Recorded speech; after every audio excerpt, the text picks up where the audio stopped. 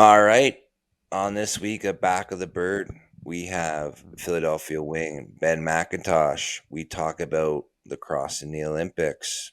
Jordan McIntosh retiring from the PLL. Article on my big brother Dan, and an all-time neighbor story. So, without further ado, welcome to Back of the Bird. Take your first ride and run, baby, run.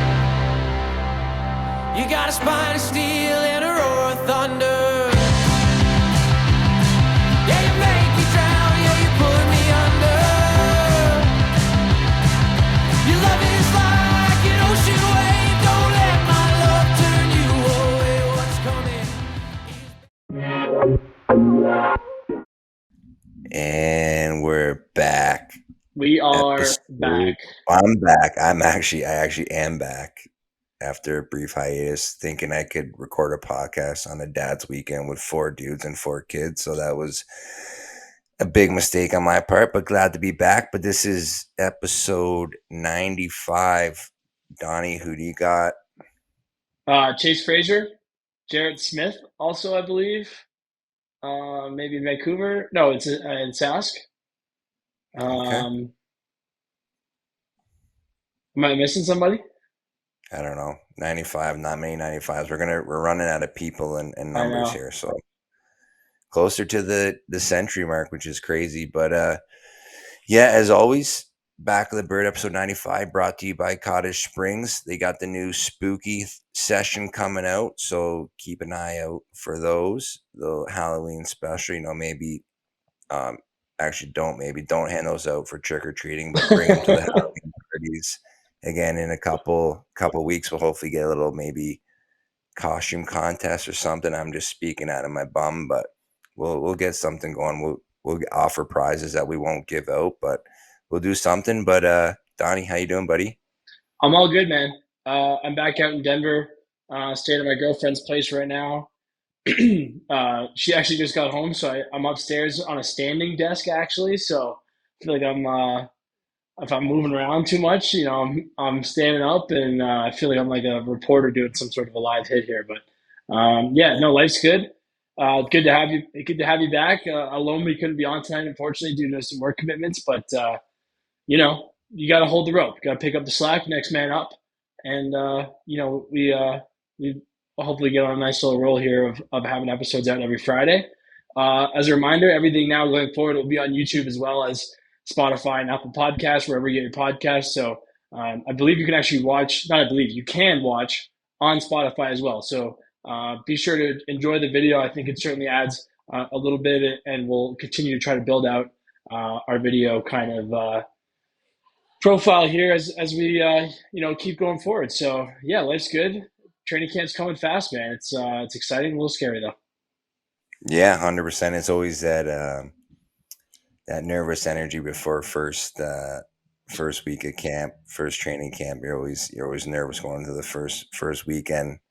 Don't know what's really going to happen, what the physical testing is, and all that stuff. But it's it's getting real. The emails will start flying. I know you guys had a Zoom call, so kind of everything's coming full circle. Like teams are getting back together now, starting to kind of ramp up with the emails and getting ready for everyone's camp. And yeah, I mean, training camp's here and season's, what I see today, 45 days away. So yeah, it's here before we know it, man, which is exciting. It's kind of like I was saying this I was working yesterday and just, you know, talking to a guy and like how you feel, but this is kind of like almost a dog days of training now. You train so hard and there's like 2 weeks left, but you just want to get back into playing here. You just want to get back on the floor.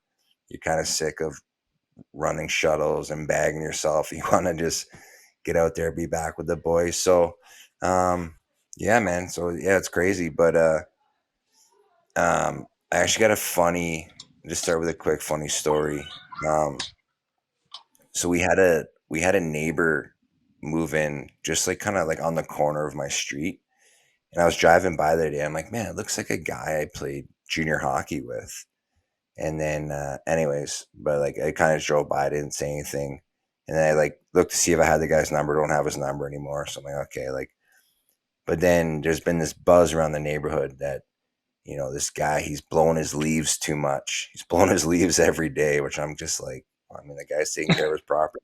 Anyways, fast forward today, and like two or three people have said this to us, and people are complaining. I'm like, whatever. Anyway, so I'm like, I drove by him again, and I tell my wife, I'm like, yeah, I think this is my buddy Cal Friday.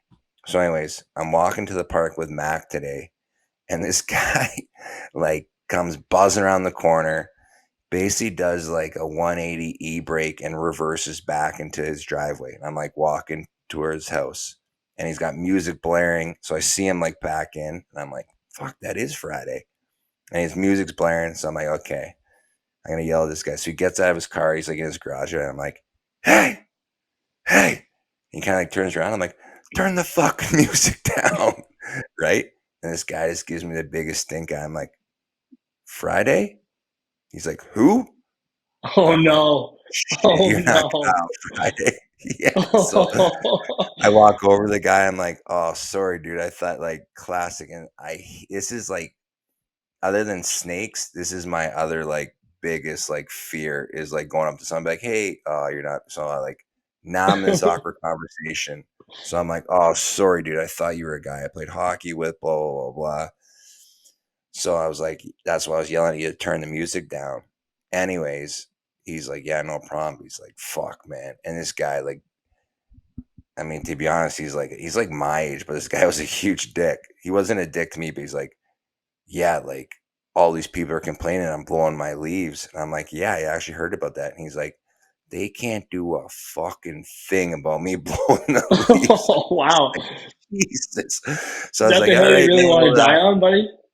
yeah, I'm like, well, welcome to the neighborhood. I'm just taking my kid to the park. Sorry, like, sorry for the misidentification, but yeah, just like, hey, good luck in the neighborhood, man. Try not to piss too many people off. See you later. Yeah. So That's awesome.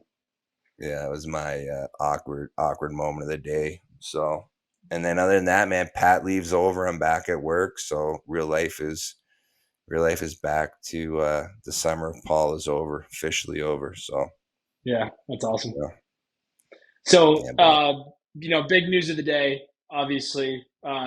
We last time we had chatted, the Olympic thing was close. It's here. Lacrosse is in the 28 Olympics. Uh, Pretty exciting, obviously. Um, yeah, it's the news of the day. It's the news of probably of the year. Um, I kind of said my piece on it last week. I think it's huge for the world, the game on the world stage, but I'm way more excited about the effect that it will hopefully have on the stage here in Canada and bumping up, youth participation numbers and all that kind of stuff. But yeah, Paul, I don't know if you have anything to add there.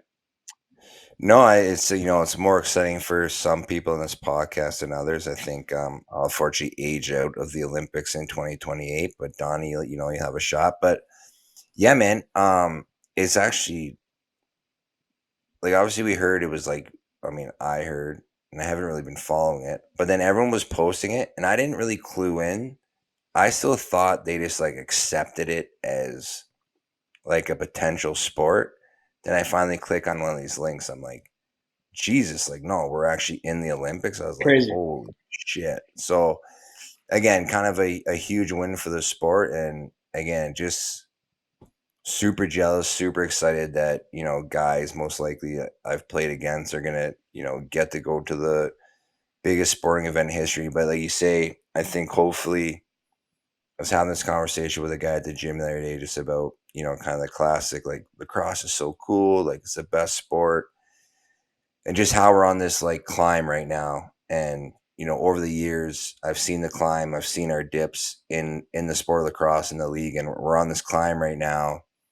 And this could be a huge thing to kind of keep us on this trajectory and kind of hopefully take us over the hill and again become maybe a full-time sport, who knows. But yeah, just super excited. I think um as a kid everyone watched the Olympics, and I think everyone, whether you play sports or not, would always like to be a part of the Olympics. It's the biggest sporting event in the world. So just crazy that it actually came to life. So pretty cool for sure. Yeah, it's awesome. a good day. It's a good day in lacrosse when NLL, PLL, everyone's kind of tweeting about how awesome some news is. So, um, moving on, just to some other stuff I saw. A really cool article, Paulie, about Dan. Really, it was about you though, by our guy Adam Levi. Check it out at NLL.com about Dan retiring. But it was really about you guys together and you kind of now playing the league. Um, without Dan for the first time and that kind of thing. So I thought it was pretty cool. Maybe give me your thoughts. Yeah, it's just gonna be nice to finally get the spotlight on myself. It's Yeah, been 17 long years of just living under my brother's shadow. So, I'm looking to have a breakout season at 38 and just collect all the accolades. So, um, I'm on my way to 1400. I think I got 98 points, so I got a little ways away to go, but it starts this season, so I'm going for 1400. So I'll be playing till 75. And no, um, yeah, I mean, again, I actually had a good conversation with Brody.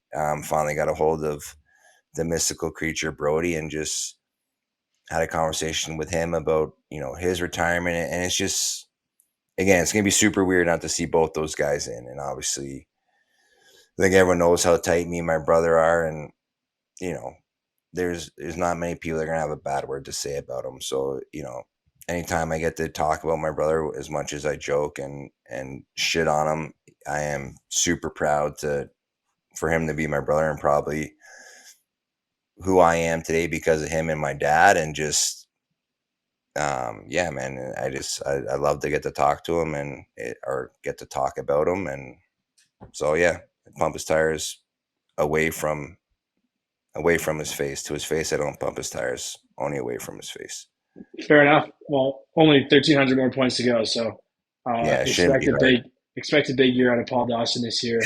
Um, offensively. So I had this in the notes, Paulie, because I saw the Philadelphia Wings held an open tryout and they signed a bunch of guys from that tryout. I think it's awesome. I know some of the guys personally who got signed. Make no mistake, these guys are legit fucking baller lacrosse players who are trying out this team. But just maybe wanted to, kind of point that out for our listeners and viewers. And, have you seen that type of stuff before? Maybe how has that kind of process changed, just to give folks, a look into maybe how you can make it in the league if you're not necessarily drafted. Yeah, for sure. I think teams are going to start bringing it back again, because you never know, right? It happens in any sport with the PTOs and stuff like that. Excuse me, but again, especially for teams in local markets, it's an easy way, first of all, to kind of get exposure to your team and just kind of get the excitement going. But you might not know necessarily what you have in your market. But it did used to happen a lot more. Then again, I think COVID and that kind of stuff brought it back down. But one cool story about that actually is Rochester used to do it all the time.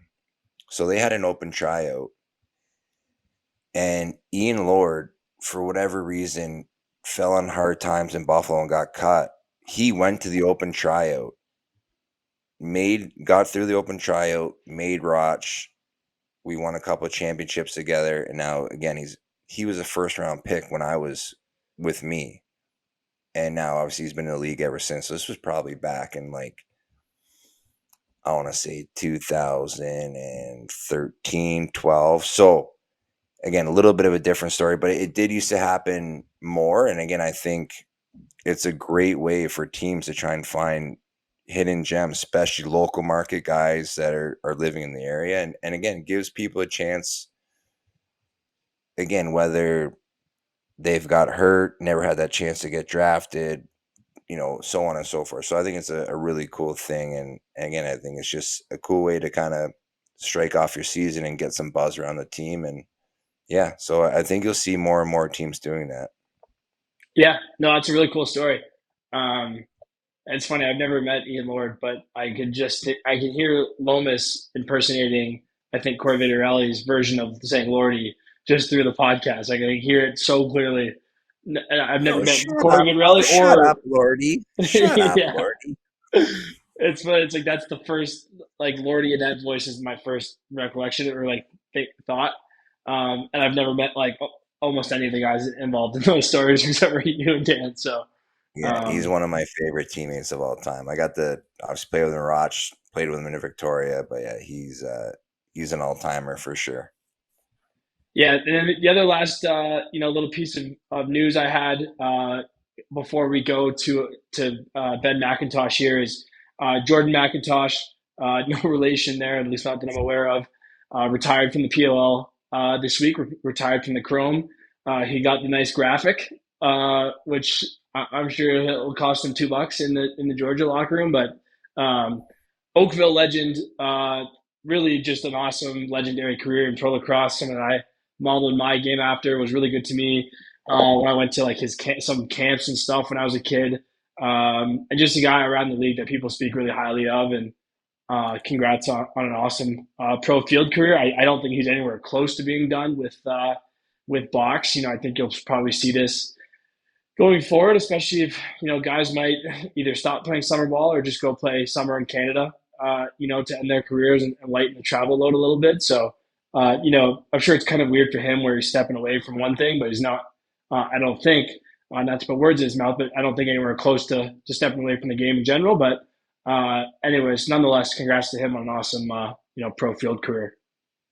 Yeah, a guy who you know, kind of flies under the radar a little bit in both leagues. He's been a national team. I mean, maybe doesn't really fly under the radar in NLL, but he's played MLL, PLL, and you look at his stats, like has crazy Crazy. stats for Yeah. a guy, a Canadian D3 player.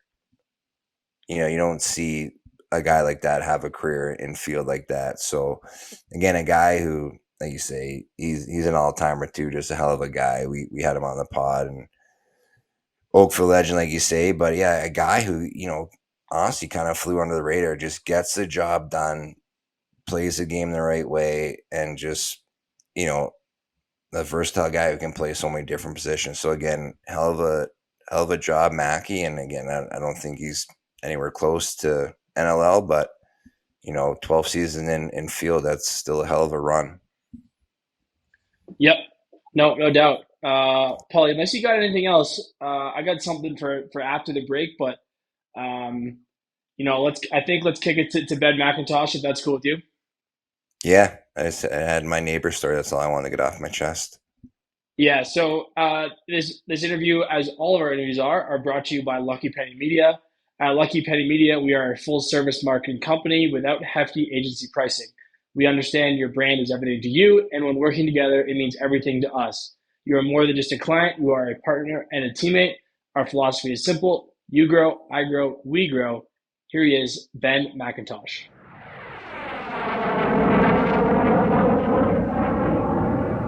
Our next guest hails from Coquitlam, British Columbia, and currently plays for the Philadelphia Wings. He attended Drexel University before being selected with the first overall selection of the 2014 NLL draft by the then Edmonton Rush, where he would play for 6 seasons as part of one of the best offenses in NLL history.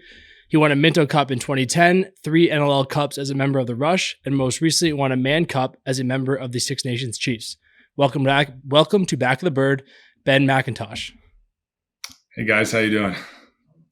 Good. Did I get everything right in there, Benny? Is that did I fuck anything up in there? Is that pretty much sounded good? Yeah. I was following the best I could. I think you got it all right. Okay. You have to only one man, and one Minto. Yeah, this was the first one. Okay, nice. Mm-hmm. So usually, sorry, go ahead, Paul. No, we'll get into the man, but yeah, like Donnie says, we'll kind of start from the beginning and just work our way through the career, and then all the stops, and we'll get her going, buddy. Thanks for coming on again. Yeah, of course. Thanks for having me, guys. So how you said you're from Coquitlam. How did you kind of pick up a stick in the first place, and how did the lacrosse career kind of get started? Just like similar to a lot of families. My dad played, and I had an older brother, Garrett, and he was playing. And it just sort of ran through our family. So it came naturally. We were 4 years old and thrown into mini tyke with the plastic sticks and running around out there. What's Who'd you? what's the age difference between you and Garrett? Garrett's 2 years older. So he's at Okay, 89. nice. I'm 91. Okay, so you guys pretty close growing up then? Like, Yeah, we were. He was, I yeah, always had the little brother thing. Probably maybe you had it too, but it's like one day you're going to yeah, I be don't old know and anything big about brother, that. Yeah. be able to, beat him up and win one of these fights one of these days. But Garrett grew to be 6'4" and I stopped at 5'11", so never happened for me. So I was going to ask. It was funny when talking to Paul and Lomi has a work commitment, so couldn't make it for now. Hopefully, he can join us. But I said we should have had you and Church on together because I was doing the notes and it's like every step of the way you kind of played with him. Did you guys grow up playing together as well in Coquitlam, or when did you kind of first play with him? Yeah, it was, I think it was around the bantam age. Church didn't start playing. I don't know exactly when he started, but he wasn't on our teams in Pee Wee, and then come bantam and midget, he started focusing more on lacrosse. Like he was playing hockey pretty competitively for a while, but pretty much bantam up. Yeah, we've played together and we've been best friends for a long time too. So it's been really cool to be able to share in those experiences. And to this day, he's one of my best friends. And yeah, no, he's a pretty special player too. Yeah, we were saying right before this, like obviously it's great to have you on, one of the best, righties in the game. Are like, fuck, we screwed up. We should have got you and Churchy. We done a couple tandem interviews, but like we totally Oh yeah. fucked it up that you guys are just this dynamic duo in the NLL in junior the whole way through. So just classic backlipper. We kind of fucked that one up Yeah. big time, but Well, the last one we did was Krepinsak. Well, we did. We've done, I guess, two. We did McRae and Gillies, who grew up playing together, and we did Krepinsak and Jordan MacIntosh, which was Ben, the closest thing I could think of to you in Church, like minor, Yeah. junior, college, NLL. So, anyways, pretty cool. So, kind of growing up, obviously you win the Minto in 2010, but before that, like, were you guys pretty dominant then through minor, or what was that kind of transition like coming up? Getting closer to junior age. Yeah, I mean, honestly, I credit a lot of it. We were successful in minor. I credit a lot of it. I think it was our first year in Pee Wee. We had two rep teams or two A1 teams. One was all the second years, one was all the first years. And that first year in Pee Wee, we got spanked pretty good by most teams, especially early on in the year. But it was like a big character builder. Like Jeff Cornwall was there too, and Matthew Dinsdale, and a lot of guys that played at a high level were in that 91 age group in Coquitlam. So it was cool that Pee Wee group. Like at the time, we were like, "This sucks. We're getting beat." All these teams are bigger, faster, stronger than us. But honestly, just playing at that competition early on was great for us, and to lose a bunch, and then towards the end of the year. That year in Pee Wee, we started winning a couple games. I think we ended up coming, third or fourth in the provincials. But then from then on, we seemed to have it. And, that 91 age group, and we had a lot of success. We got some provincial championships. So it's pretty cool. who was do you guys have the same coach kind of growing up, or who was like coaching you guys through all those years? Yeah, we had there was Marty's dad, Neil Okay. Dinsdale. My dad, Jim, coached us, and then Al Gillespie was the head coach for Okay. those years. I don't know if you guys. Travis played. Yeah, NLL. okay. I was gonna ask. My brother played with Travi in Yeah, San Jose and played in the LL for a little bit. Yeah. Okay, I was gonna ask if yeah. that. So Travis is his Al's son. Nice. Okay. So you guys Yeah. had like obviously pretty good coaching growing up too, which probably helped as well. Yeah, no, for sure. And we credit a lot of our success to them. I mean, they were just, we could go out and, beat a team by 20 goals and they'd still give us a hard time, or, you know what I mean? Like they never took it easy on us, which is good. It's funny. We've had, a number of guys on now who had fathers who were, prominent players, or at least, had a big career in the game. and we get a lot of different answers. Some guys, their dads are pretty hard on them. Some guys, like Schreiber, I thought it was hilarious, said like, "I've never made a bad play. My dad thinks everybody else sucks but me." Where does your dad kind of fall on that spectrum? Is he pretty hard on you, or Uh, a little easier going? you know what? He doesn't fluff anything up. Like he's, one of the guys I know I can go to and I'm going to get a straight answer. Like, am I playing bad? Am I playing good? Like he'll just give it to me pretty straight. He's always kind of been that way. He wasn't a lacrosse player himself, really. He played a little bit, but he was into basketball and baseball and somehow stumbled his way into coaching lacrosse. So, That's cool. but no, he's a straight shooter. He doesn't try to boost my confidence. He doesn't try to knock me down. He's just pretty honest, which is helpful. Yeah, for sure. So moving then into into kind of the junior A cycle. I know you won in 2010. Which year of junior was that for you? So I played in 2009. We actually went to, I think it was Brampton. We went to. We got beat pretty good there. Like we weren't even really that competitive with like the Brampton team and Orangeville team. And then so this was my second year in junior. We brought in Mouse, brought in Mark, and some heavy hitters. So it helped that way for sure. What was that like?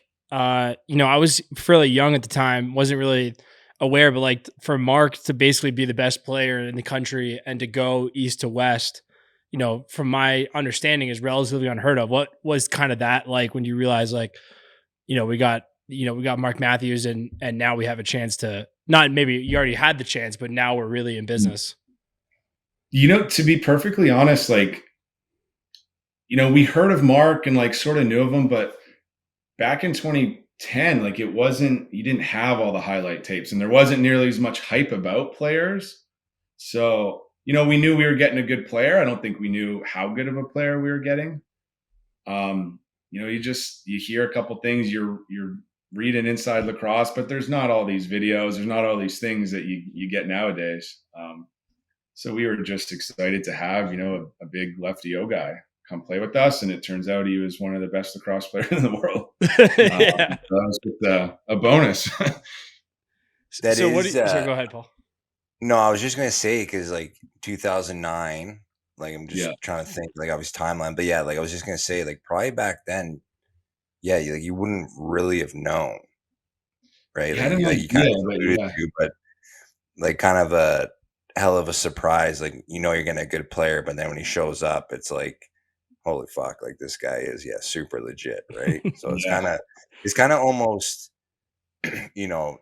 like the day and age now, like just like everyone knows everyone, right? Like in junior, anything, you just know who everyone is just with social media and stuff. So it's kind of cool to have that like mystery guy disappear and then like be better than advertised, Yeah, no, it totally was. I mean, it didn't take us long to figure it out when we got there. And even I was actually in high school in Ohio, and by the time I come back, Mark had already had like 50 points, and we've played like 6 or 7 games. I was like, okay, this is great. Well, it helps that he's 6'5" too. It's like you see the guy, and it's like I remember my first time seeing him play Whippy. It was like, okay, who's that? Pretty cool. So what do you remember? Maybe before we get right into the Minto, what was it like playing for Coach Molosky there? Because you said he came in the same year. Had you guys already had a relationship with him? Because I think he's also from maybe Coquitlam, or what was that kind of like playing for him? Yeah, I mean, he was intense. Like he's still a pretty intense guy. I think it's maybe toned down a little bit, but I'll tell a quick story. Like, so again, we kind of had built a little bit, like the 91s had a little bit of a name for ourselves. This is being like a good younger group of people. It was the first time the year before, the first time Coquitlam's been to the Minto Cup in a while. So anyways, I'm away at school. I'm coming back. I'm now going into my second year. I'm, looking forward to it. Excited to see the team again. We get it in practice. We're just doing like pretty casual, like 2-on-1 drill. And I think I don't even remember who I was grouped up with, Marty or something. And we go in, we score on our 2-on-1 and like we fist bump. And Kurt Malosky blows his whistle and he goes, put everyone on the line. Like, we're just bag running now.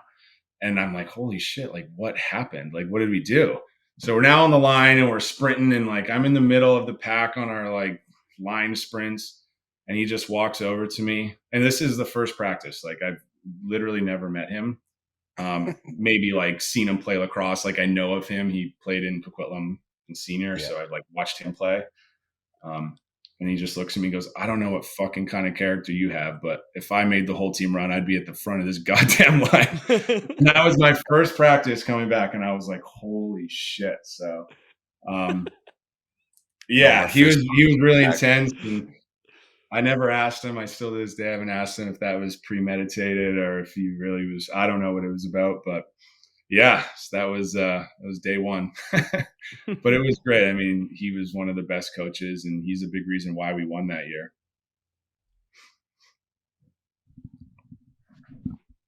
So getting into, I guess, then into that, 2010 Minto, it sounds like, or, you mentioned that you already had that experience with a lot of your teammates. I looked up the rosters today, both sides, just there's, Orangeville, Coquitlam in that series, probably like 30 NLLers, in those games, just crazy kind of talent. Where was the tournament and what do you maybe remember from the actual tournament? It was actually in Coquitlam, which made it even more special. I mean, it was the first one that Coquitlam had won. So we had a lot of our friends come and, they dressed up like idiots and were really loud and a lot of family there. So it was just really cool. It was the first time that I had experienced winning something of like that magnitude and just realizing, how hard it is, first of all, how cool it can be. And just that like you win with the team and you're really a family forever. Like that team's going to be, those are always guys that you're going to be close to and be associated with for the rest of your life. So going through all that for the first time was just, it was really cool and a really good learning experience at a young age for sure. Yeah. Just Paul, you can jump in here, but just going through the rosters really quick in order of points from the tournament.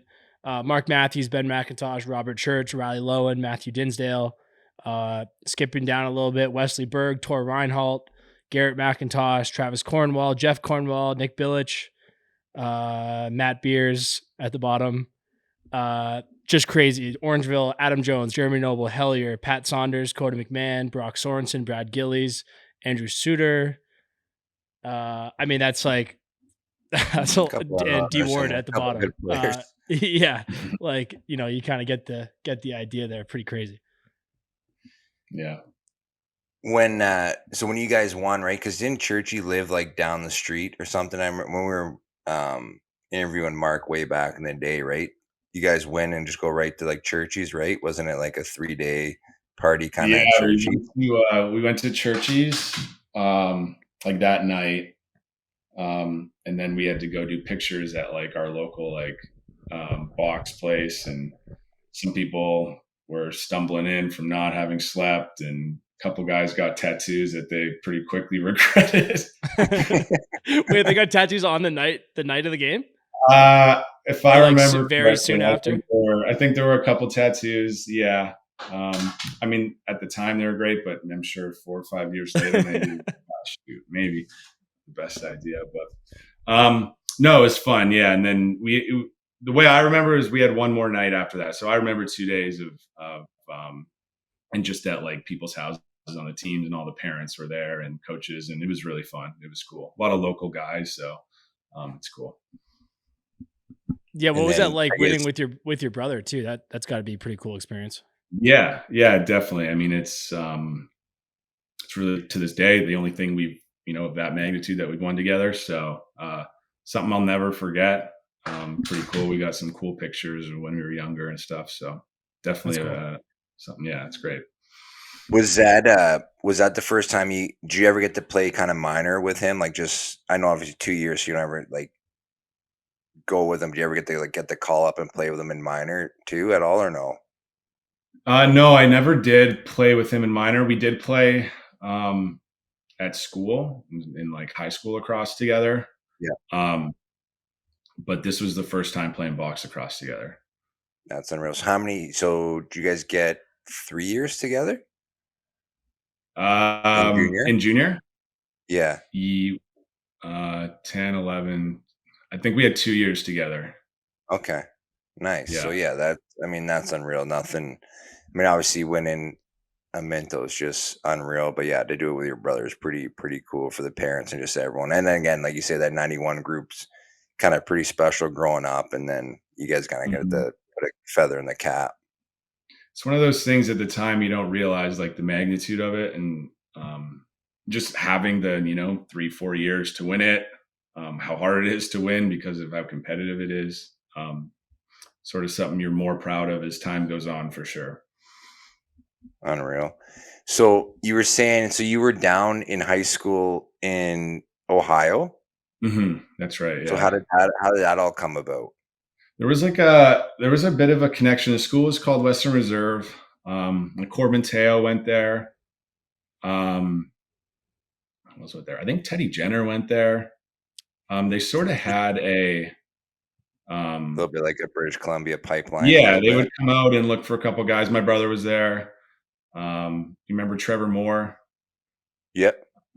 Yeah, he was there. So there was Nathan Klein, one of my buddies. So there was a bunch of us. They seemed to pull from the British Columbia lacrosse community. There was the headmaster there was Skip Flanagan. He's still he coaches at Avon Old Farms now, so he's still pretty involved. But he always liked to see his lacrosse teams do well, and it's a cool experience as a boarding school.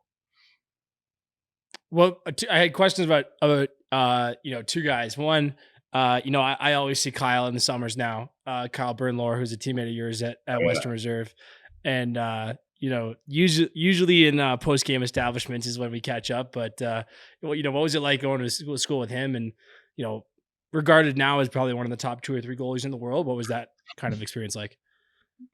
It was great. Like Kyle was one of those kids. Like he was a couple years younger than me. But when he came in, he was already really good. He started for us pretty quick.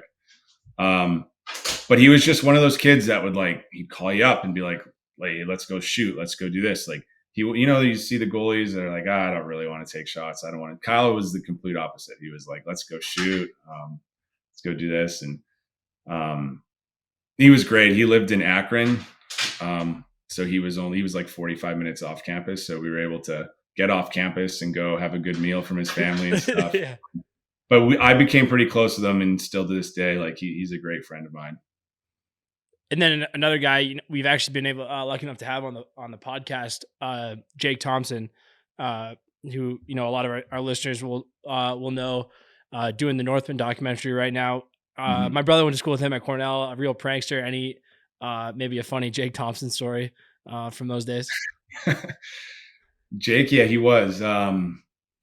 So we played hockey together at Reserve too, and he was he was a year older than us, but we all hung out together a lot. Like he was one of my best friends there. So we played hockey together, and this is Ohio hockey. There's not a huge amount of interest in it. So we had most of our guys, or about half of them, were Canadians. And then we had, about 7 guys that weren't. We could only field two lines really. So we had about 12 players. But it was so fun. So our head coach is also his title there was Dean of Discipline. So he had his hands full with us.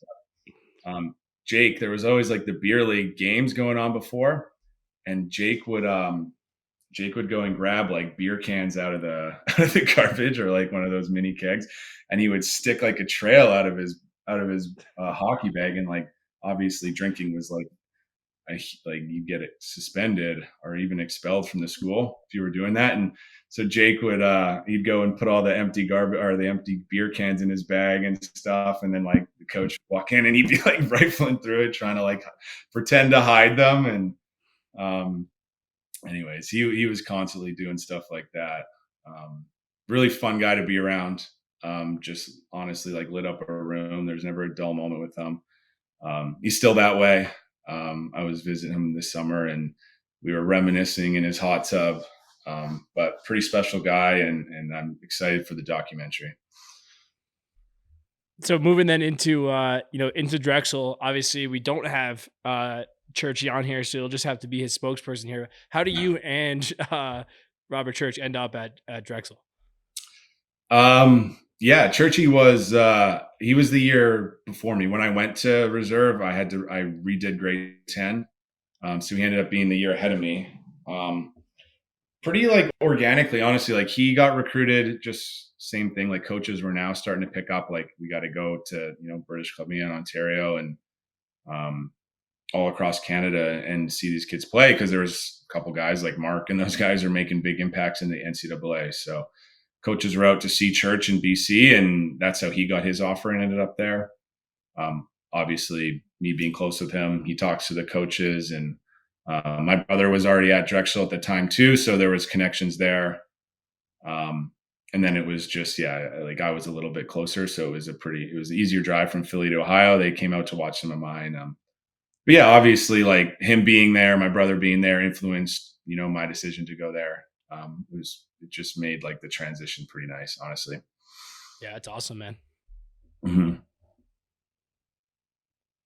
Paul, I think you're on mute. Yeah, it definitely was. Sorry. Any other schools, or was it just kind of Drexel right off the bat, and just again, like with your brother in church, you just right fit, or anyone? There was a few. Like I talked to Ohio State quite a bit. At this time, it was just like it was hard to make a decision, because like I was, I think I was in my sophomore year, and they're trying to like get me to verbally commit, and maybe I was in my junior year, but it was just like it was so quick into like the recruiting process, and they're like, well, you got to pick now before I could do anything else. So I couldn't decide on Ohio State that way. I talked to Georgetown a little bit, but Drexel was definitely the forefront and the front runner from the beginning. I never hear from any ACC schools that maybe would have turned my head a little more, but I never did. Yeah. They missed out. They're So, I was reading, and doing my notes for this podcast. I think you guys made the tournament in 2014. From what I read, that was the first NCAA tournament appearance for Drexel. What was that kind of experience like? Maybe coming into a little bit more of an unproven program, and then achieving the team success throughout your time there. Right, like that was the big thing for us at Drexel. Like, we at the time weren't even competitive with those ACC schools, and we had never won the CAAs. Drexel hadn't, so even making the tournament was like a big win for us. So we'd been close, and we had some pretty decent schools in our conference, like Hofstra and Delaware, Penn State.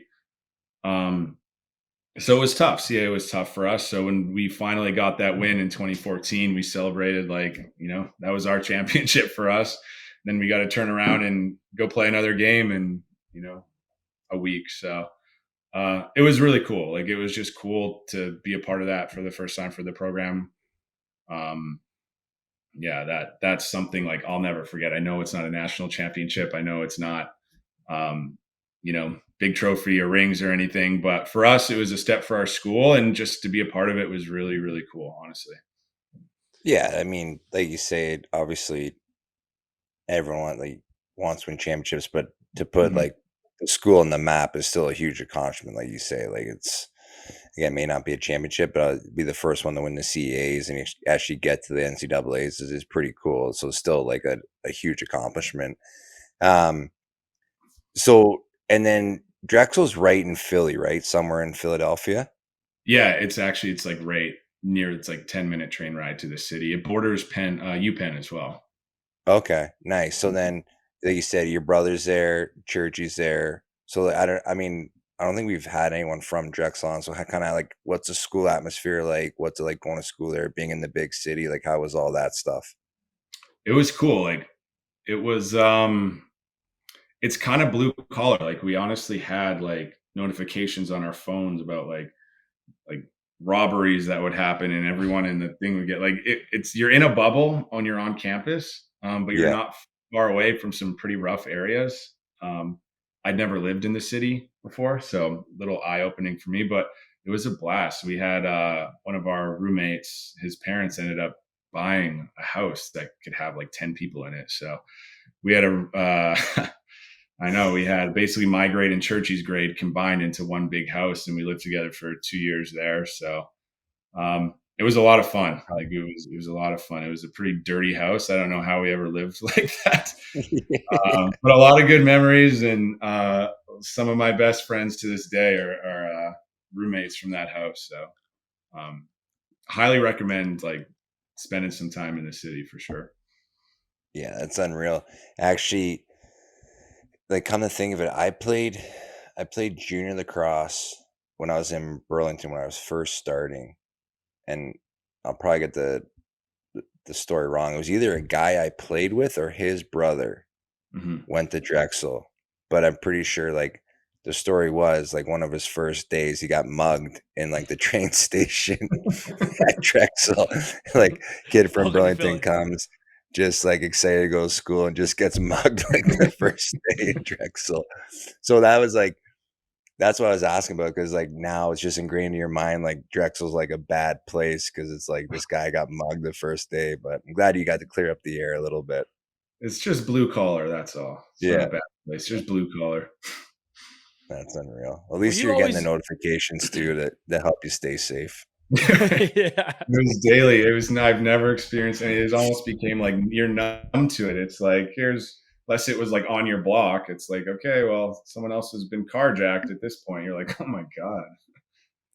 Yeah, Maryland wasn't quite as bad as that, but definitely got like a little bit of that experience where it's like, oh, someone got shot like a few minutes up the road. Like Yeah, not that many minutes up the road, but yeah. And you almost become a little bit like just like brush it off at this point, and 100%. Yeah. yeah. Um, but like I said, like on campus and everything, there's people out, and it's really fine on campus. All this stuff was, a couple blocks off. Were you always a midi in field? Because I know you played midi for Canada and for pro lacrosse. Was that the same all the way through, pretty much? Yeah. No, I've never, even high school, I've always played midi. Never played attack, although practices would have been nicer, but I liked it. Facts. Facts. That's such a good point. What you doing? Just doing ride clear drills for like the fourth hour of the week, and you're like, "This sucks. Can I play offense at some point?" Yeah. No, it was always there. I think it just, I played it like a couple games. Someone get injured, you play, and it's never really a good fit. Guess I needed a short stick. I'm not sure. Yeah, I hear you. That's pretty much the same for me. So, 2014, I believe NLL draft. What was the process like leading up to it? Were you talking to teams? You ended up going first overall. So, did you have an idea that's how it was going to shake out? And what was kind of that pre-draft process like? Yeah. I knew pretty early on. I guess I was now playing in the WLA for Maple Ridge at the time. I had heard, or they had told me pretty early on into the season. Anyways, so I was talking to Edmonton, and they offered to, fly me out and do the whole thing. So I didn't talk to any other teams. I don't know if, maybe the other teams knew or what.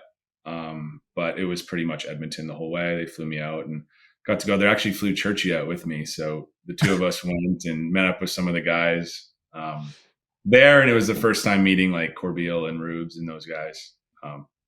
It was cool. It was, we were at the track, I believe. So yeah, it was good. I don't know if I've ever heard of that. Someone getting flown out. That's pretty cool. Yeah. Yeah. It was, they were good.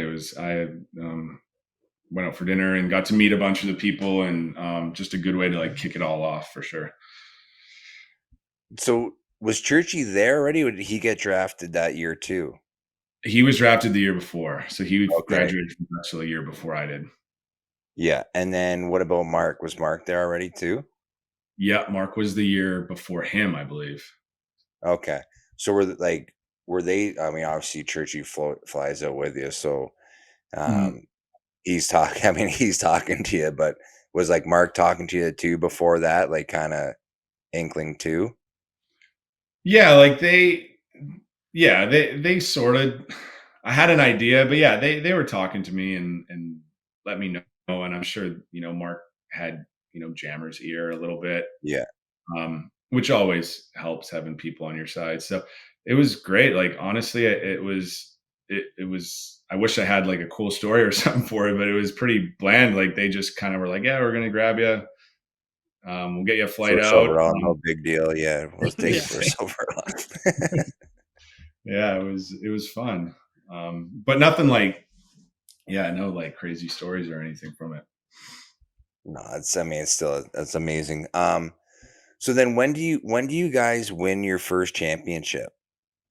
Was that year in Edmonton. So, the start of my career, getting drafted to a team that's, one of the best in the league, um, was nice. That was, you Yeah, know, it's pretty fortunate to go early in a draft and still get drafted to one of the, best teams. So, we won in Edmonton, then Saskatchewan, and then we'd lost to Georgia, and then we won my fourth year again. So it was a pretty hot start to the career. Chasing those again for sure. 100%. Um, and I think like obviously we've had a couple episodes here now. So that year when you win it, are you hearing like the move to SAS, like kind of if you can just kind of replay like from your end there, like I think Mark told the story, but it'd be nice to kind of hear from your end too. Like obviously you guys win the championship, amazing, but then like all of a sudden everything kind of gets flipped upside down.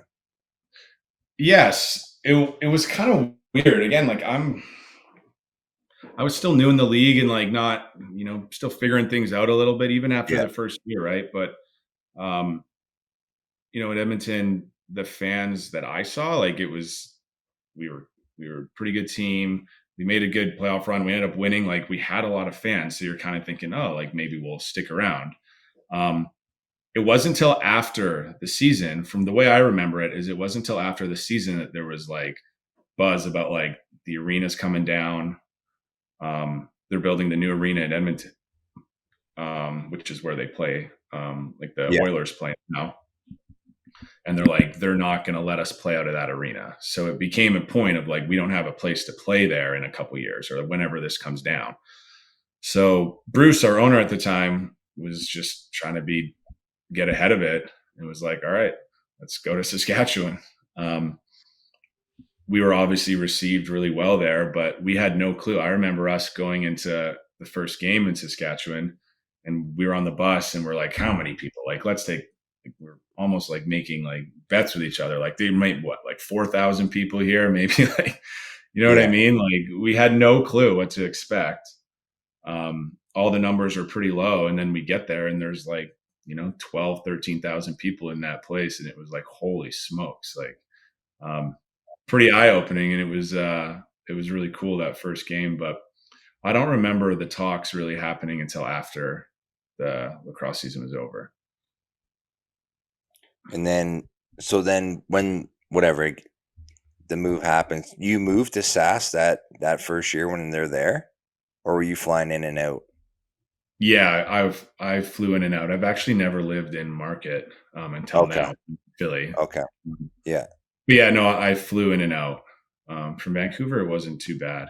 Um, no, um, but yeah, I think the only one, I think Dilks and Billick, maybe just Billick lived there. Honestly, I think he might have been the only one. Yeah, no, honestly, like living in Saskatchewan would have been fun though. Like it was just the way the like team was received by the town was like honestly, it was night and day from Edmonton. Um it was really cool. Like you got treated really well. People liked, you know, knowing people that played on the team, and so it was really cool. How hundred many of the percent. titles did you actually win? Like the final game was in Saskatchewan. Just the one. Okay. Yeah, What we had one in Saskatchewan. what was that? Which one was it? And what was that like actually? Winning the cup in Sask. It was against Buffalo, I believe. And it was fun. Like there's arena. I don't know, John, did you ever play you never played at SaskTel, did you? We played it once last year. Yep. Okay. And yeah, it's just like the atmosphere there it's awesome. Like they packed the stadium. Our first couple years there, it was literally like sold out the whole time. So it was loud. It was just crazy. So that whole atmosphere playing was really cool. After the game, it was just nice, like a lot of family members there. So we got to see everyone, went out to the bar with everyone and the staff and family members and everything's there. So it's always really cool, especially doing it at home. Talk to a lot of fans and it was fun. And just kind of, on the subject of, playing in Sask, we had Lyle on last week, and obviously you guys played together this summer, and he was talking about how, you have ball carriers and you have maybe pick setters, and then he was saying that the hardest guys to find are the guys that kind of do both. And he was talking about Randy and yourself. And I think I agree with that. I think everyone probably agrees with that. How'd you kind of learn that style of like, hey, I'm going to get off the ball more than maybe like other first round picks, but still produce at a super high level? Where did that style kind of come in? Was there a coach, or is that just kind of how it always was for you growing up? Yeah, I think it was maybe junior lacrosse. Like, ended up playing, like obviously playing for Kurt. He was the first coach I had really that, was just one of the smartest lacrosse minds that you could ever talk to. Or, he the way he drew things up and the way he ran his offense, a lot of it ran, with me setting a pick or, me being the off ball guy. So I just sort of started learning it there, to be perfectly honest. I played crease on the power play, which, generally not your ball handlers are down there.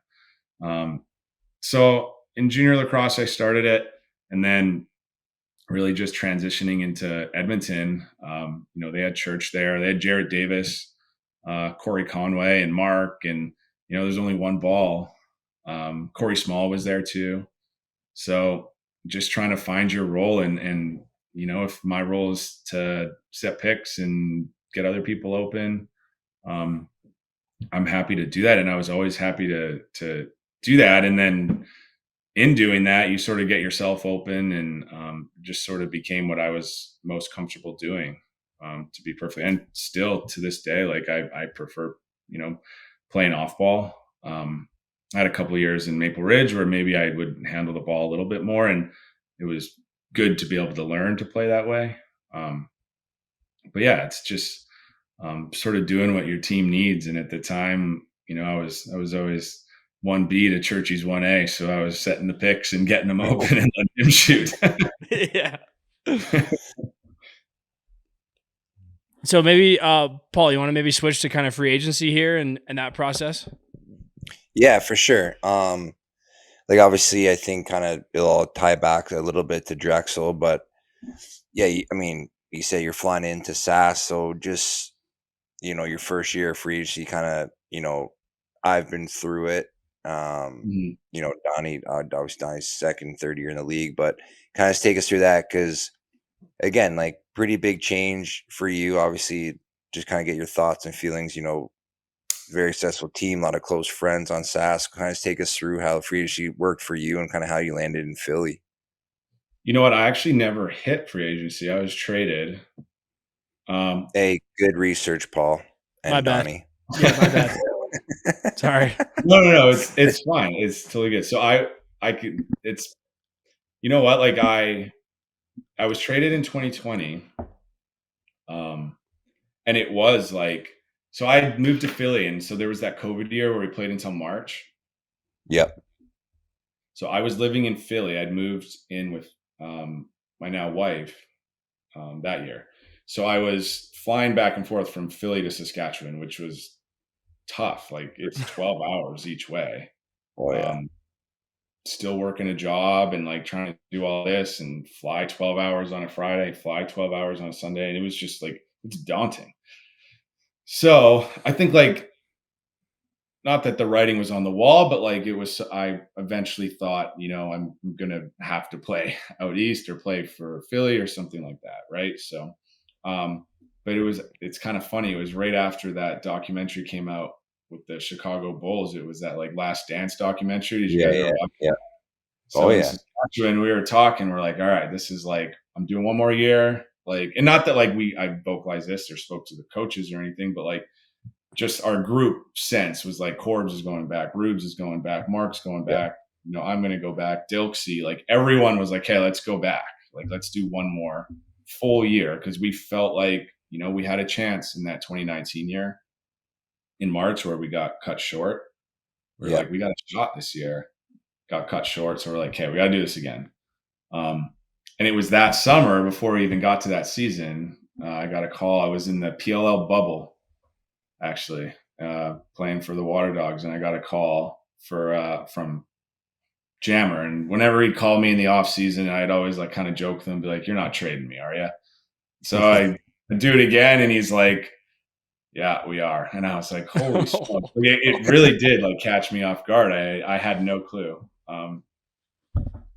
And it was bittersweet. Like I had in my mind, we were going back to do this, one last dance. And I was excited about it. And like, felt like we had such a good group of guys, and that locker room was really, really close. One of the closest I've ever been with. And then you sort of just left one random game in March. And that was like the last time I ever played with those guys. You didn't even get like, end of the season goodbye or anything. End of the day, I've seen them all now, and like we've all like I've talked to them. It's totally fine now, but at the time, it was a tough pill to swallow. Just having that all ripped away so quick. Yeah, I guess like not having that closure, like you say, especially when you were willing to commit to like those 12-hour flights one last time. That Yeah. kind of sucks, but then you get to go to a pretty good spot in Philly, and how's it been there? Obviously, kind of building a pretty good organization from the start, and now you guys are starting to kind of reap the benefits of all that too. So how's it been in Philly? Yeah, it's been great. And like, honestly, from the moment, I stepped foot there, it's just really like an A1 organization, like the way they treat the players. A little different when I was there, I'll tell you that much. A little different from when I was there.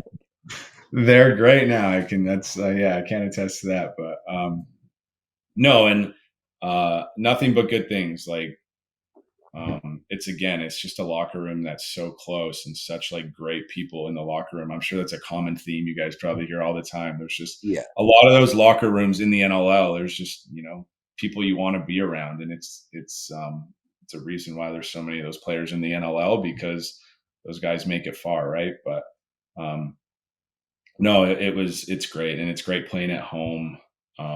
I've met a lot of new people playing on that team, and now some of those guys are some of my best friends and people I talk to all the time. And it's fun to chase that championship again. Like, there's a lot of people in that room, who haven't won and deserve to win. And, like, you want to bring a championship to Philly. And, I always tell people this: Philly is the best sports town I've ever been in. Like, it really is, in my opinion. They just get behind every sports team, and they're not always the most positive fans. But they're there, they're supporting, and they're passionate. So I don't know what more you can ask for. So it's been really good. I'm excited. I love it there. I hope I can be there for a long time. Where, just quickly, not really off topic, but where exactly are you living? I'm in Westchester, Pennsylvania. Yeah. Okay. Yep. It's like 30 minutes west of the city. That's where the Big Attaway bar is, right? Or whatever. I've never been to the Attaway bar. It may be, though. I think Frenchie owned a bar there for a bit. I had a meal there one time. I may not be called the Big Attaway bar, but he owned it, but it was in Westchester for sure. So you've been out this way. Oh yeah. Spent a meal out there. Didn't do much out there, but had a meal out there for sure. there's a But it's little nice. It's like a beautiful area, though. there's a little borough like or a little town that's 10 minutes, and it's got like two strips of or two roads that just have like bars and restaurants, and it's a little taste of the city without having to drive the 30-45 minutes in there, so Yeah, it's great. exactly. So that's how far you're kind of like 40 minutes outside of Philly. Yeah, traffic can be bad, so it can get into Yeah, the 45 minutes to an hour, but yeah, no traffic, it's about 30. that's unreal. That's great. Yeah. So then, just kind of again tying into coming east. So obviously, you're playing PLL. Like, take us through the decision to come east. I mean, you're already east, living in Philly, but making that decision to not play PLL and then jump into MSL and play for Naish. Yeah, so for me, it was just a matter of um, I'm not sure how much you guys know about like how they work. I mean, obviously, John, you know, but they were telling people the rosters on Tuesdays, and then you find out like if you're active or inactive. And the year before, I was like active for half of them, inactive for the other half. Um, and so it was just tough. Like you book off every weekend in the summer to like maybe play. Um, I was just at a different stage in my life, being like 30 years old. Um, not someone who's 22 trying to earn my spot on the team. I was kind of on the way out. And then giving up all the summers. My wife's a teacher, so we have a lot of freedom to go do stuff in the summer. And this was kind of holding us down. So it was tough. I mean, I really did enjoy playing in that league, but it just made sense to move on and not book off all those summers and to potentially play. And then it just sort of happened. Landon Miller, who's the assistant GM with the Wings, was just texting me one night, and he was like, "Hey, you want to play for the Chiefs?" I was like, "Yeah." I mean, I never really thought about playing in the summer, just being in Philly, but I would do it. Um, kind of escalated from there. I was talking to their GM, Dewey Jacobs, and then Randy caught wind, and so Randy and I were chatting a bit, and it just kind of snowballed from there. And um, yeah, it was a really fun summer, and played with a lot of guys that I've played against for a long time. Um, so it was fun to finally be on their team and play with them and spend some good quality time with them. How many did you get your 4 games in during the regular season? How many games did you actually play in Yeah, the it was regular season? I had to play 5 in the regular Yeah, season. okay. Okay. Mhm. Awesome. And then so yeah, I mean, again, pretty good decision, caps off with a big win. So then did you move up this way for like the playoffs, or what were you doing for playoffs?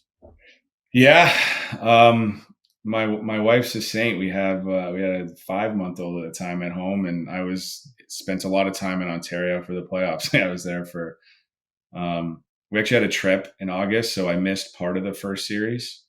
But then for the Peterborough series, the second one, I was just staying up. Um, it's called the Wellness Center on the reservation. I stayed there for about a week. You didn't stay at the Bears Inn? No, I didn't stay at the Bears Inn. The Where's Wellness that? Center.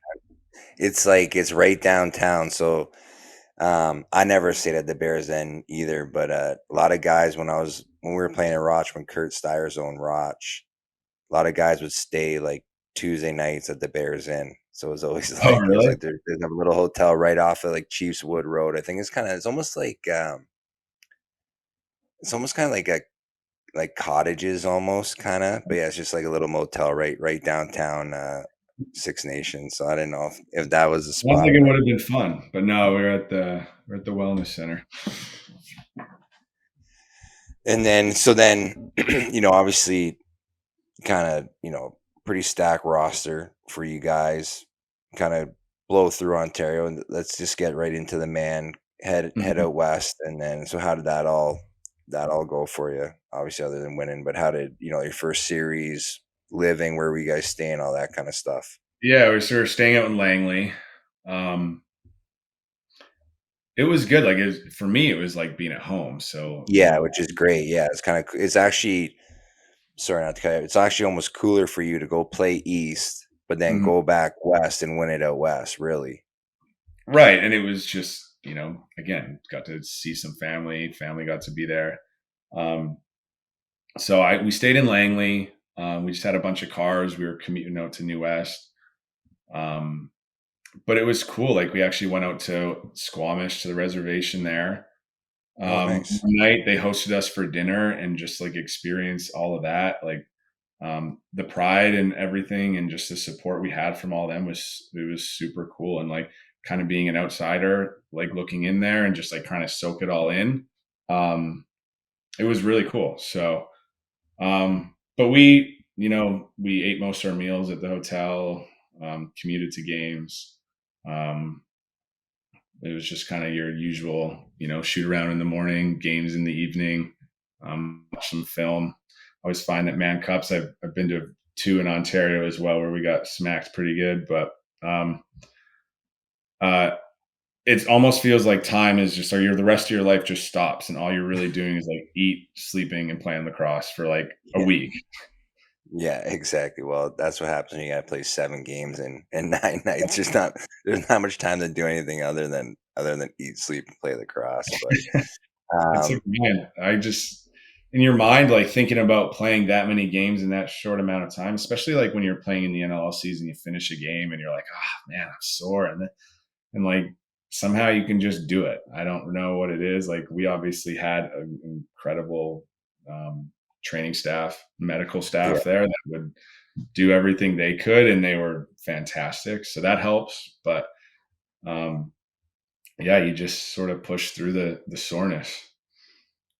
um, yeah, it's funny, yeah, because even when I went back last year to Peterborough, like I had like 6 summers off or something like that, and then yeah, you just like totally forget because again, like you're sore after weekends, like you say, and then all of a sudden, yeah, but you can somehow play 7 games in 9 nights and get through, which is crazy. And I don't think people really appreciate the Man Cup, but um, like yeah, obviously you've played in New West, like growing up there and stuff, but I got to play in New West in 2009, and it like Okay. watching the games, it was like the exact same. Because like obviously during regular season, they're not packing the barn like that, but when that barn's rocking, like what a cool spot. And obviously there was a lot of support for Naish as well. Like you say, like Mhm. from the different reservations, I think a lot of people came out too from Ontario. But just take us through like that atmosphere because I think like we've talked about kind of the best barns to play in Canada, and like New West is up there, Peterborough's up there, but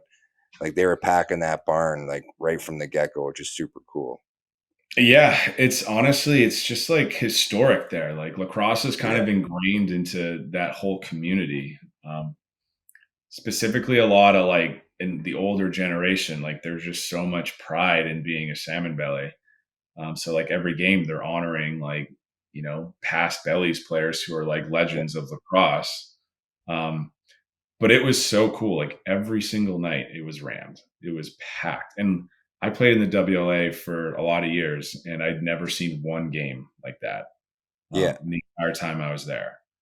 Um, so to see Queens Park and just see lacrosse in general get that kind of support in BC and in New West specifically was awesome. But to that, like just having like the drums and all that stuff there, it really does like pump you up. It's really cool to 100%. yeah, it's a fun experience to have that support and just be able to go out and play in front of those people. For sure. Um, so yeah, then you guys win. What was post game like? What'd you guys end up doing? You guys go back to Langley, stay downtown, or what'd you guys end up doing? Yeah, we did our thing in the locker room. Always the best part, I find, just being in the Yeah, locker for room, sure. like You want to hanging stay with there. everyone. You Sorry. want to stay there for as long. You want to stay there. That's the one thing. Like, you want to stay there for as long as possible Yes. in the locker room. I remember Rubish and I were just looking at each other and we were just like, this is the best part. Like, we don't want to leave. Eventually they kick you out though. So, um, Especially we when you're packed the our visitors. stuff. Sorry. Especially when you're the visitors team too. Yeah. Yeah, they didn't The care. janitor's coming like 20 minutes after the game. The janitor's like, "Yeah, you guys gotta fuck off." And clean up all We those went champagne on the to floor. we trekked our city way code. down to the Roxy, actually. Oh, nice. That's cool. Yeah, so we were down at the Roxy until yeah, I'm not sure how late everyone else was there, but I actually stayed in the city. My parents have a place there, so I stayed there and was out early in the morning. But it was fun. But like I said, best part's the locker room. That's where all like the memories and Yeah. the champagne spraying and the good chats. It's just with like your team, no other like people there. It's my favorite part. Yeah, it's unreal, man. That's great. Yeah. Ben, I wanted to ask, going back a little bit, you're talking about how, and we've had you for a while now, so maybe one or two more questions here, but you were talking about how now that you're in Philly, you kind of want to win with those guys and have that experience. When you look back on those Rush teams that were so good, 3 out of 4, very close to 4 out of 4, what was kind of like the first thing that pops into your head of like what made you guys so great, other than the obvious talent? In your mind, what was really the thing that made those teams great? I think we just had like, I mean, Paul, you were on those Roch teams for those. Yep. You guys, I was right? Like 2 or it's 3. such Yeah. it's such a hard thing to put your finger on. Like it's just like you've done it. You like after the first one at Edmonton, like you have the confidence that you can do it again. You obviously have the talent, and then like you just know all the right pieces are there. It's just a matter of executing. And everyone just competed hard. Like we had, we were so comfortable all together, and we were a pretty loose group. So no one's like uptight or screaming before the game. Everyone's really loose, and we go into those games and we're all going to give 100%. We all know what our role is. It's a hard thing to pinpoint, honestly. It's just, we had all the right pieces. There's obviously a little bit of luck. We avoided the injury bug for the most part. But yeah, it's just, I don't know, Paulie, if you have something else to add, but it's just a hard thing for me to pinpoint. No, I mean, like, yeah, it's just, I think, from an outsider looking in, just, you guys were just a well-oiled machine in Sask. Yeah. Like, speaking from Roch, like, I mean, I think we're 2 totally different teams, and just, it's kind of like you say, it's just, everyone had a role. Like, when you go down, it's just everyone had a role and somehow contribute to that championship. Again, it's like, you may not have the best guys on defense or offense, but like this guy just fit a certain slot. And I think when you look at championship teams, and like, again, kind of going back to you being an off ball guy, like that's what teams need. You can't have 5 ball carriers. We've seen it kind of like happen in this league, and it doesn't work out. You may have the best 5 ball carriers, but it kind of doesn't work out. And I think you look at those rosters, and it's just like, you start going down the names, it's just like that guy did what he was supposed to do, and he did to a T, and that's how we got through it, right? For sure. And just coaching too, like you have, a coach everyone's comfortable with. You're not, what I've found is hard in the NLL, and you see it a lot now, I think more now than at the beginning too, is guys move so much. Like it's hard to like, you don't play with the same D guys or with the same O guys for longer than like a year or two. And like, yeah, especially, sorry, go ahead. No, just like, especially like these last couple of years with 5 teams coming in, like when we were like, when we won and when you guys won, we were at what 9 teams, 10 teams for like 5-6 years. So there wasn't a ton of turnover. There wasn't like, it was harder for new guys to crack the league. So again, like when you look at your teams, there was like no turnover essentially. We added a couple guys here and there, but it was like you say, it was just like those same guys. You knew what everyone was going to do. And again, like that's why I say, like, when we said at the beginning, like one of the best offenses, it was because it was just like you would scout you guys and know exactly what you guys were going to, but we couldn't stop it. No one could stop it. And it was just like this well-oiled machine somehow. It's just like a comfort level playing with those people. And, you have your same 7-8 O guys, you have your same 10 to 12 D guys, and everyone's comfortable. Everyone knows what the other person's going to do.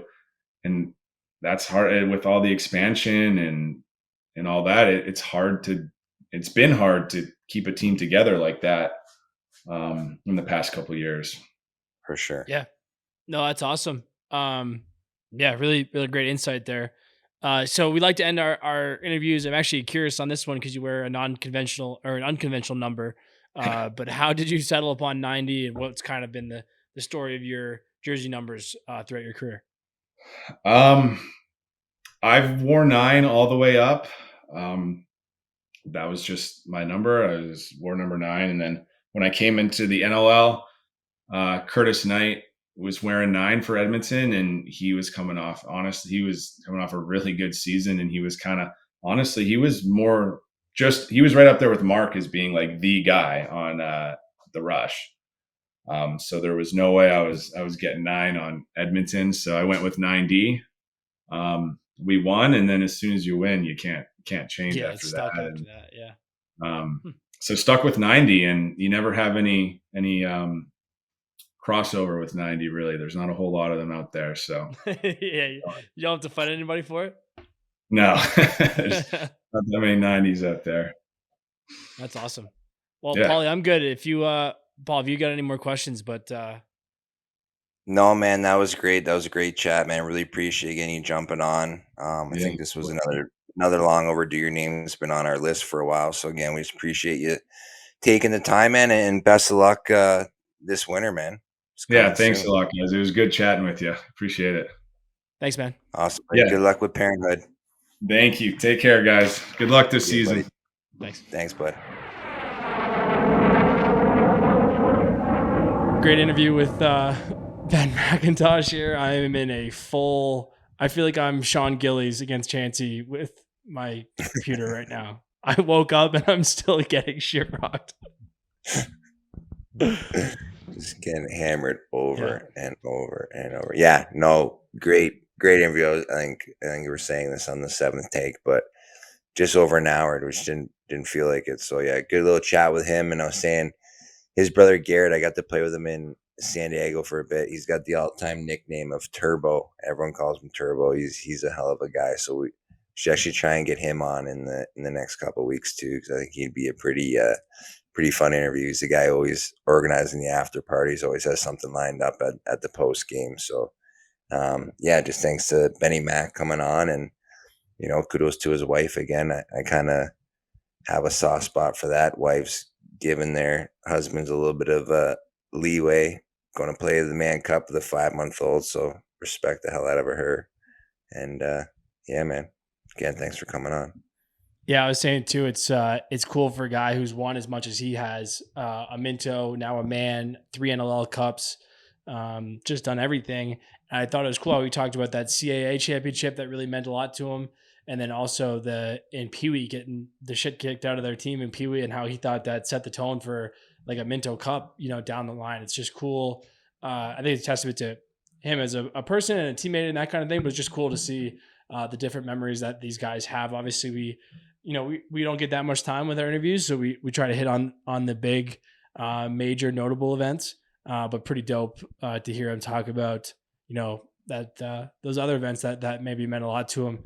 I thought a really funny Kurt Malosky story in there too, just getting bagged for fist bumping after a goal in practice. So a lot of good stuff in there, but I don't have too much else, Paulie. If you're all good, thank you again for listening, everyone, and really appreciate everyone out there in the Bird Gang. Nope. Peace, everybody. Appreciate you guys. Peace.